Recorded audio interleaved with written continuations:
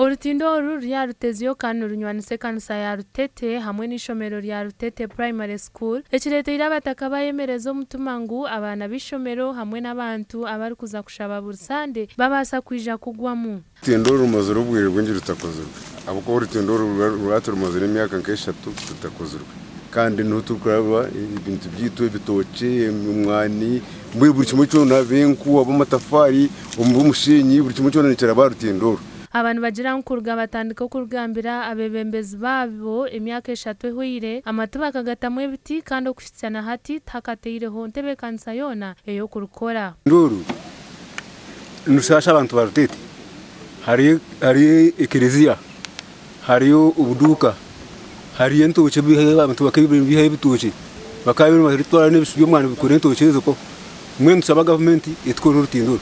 Echo mugisha murungi no kugira ngo ebi babigambire omesho go munyeshengero wabo ahabwa Rujumbura kandi chairman wakachiko kenguto za district Age Fred Turiamuweza obwabera izire koreka abataka ebyabakoreire omwaka gumwe gwonka.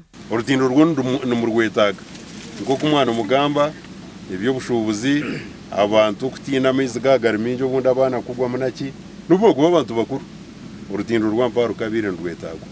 Omunyeshengero nawe ayetabiro muru eyo kwirukangirira abateirwe njara umurubwambara kandi ogu okutanaho nabandi abahire ebihimba ebiri kwingana kilos 25. Tukaza mu government tuyihamwe byo kuriya twatunga umukere ngo twabandize kutwara omuri abo abantu babinenjara kungananye nkamembo wa parliament urukwato howe cyangwa iki abwisha zari ya Rujumbura umushara gwanje gwo no kwezi kwa mukaga nguzeretani ibiro z'ebihimba nabagana nabo.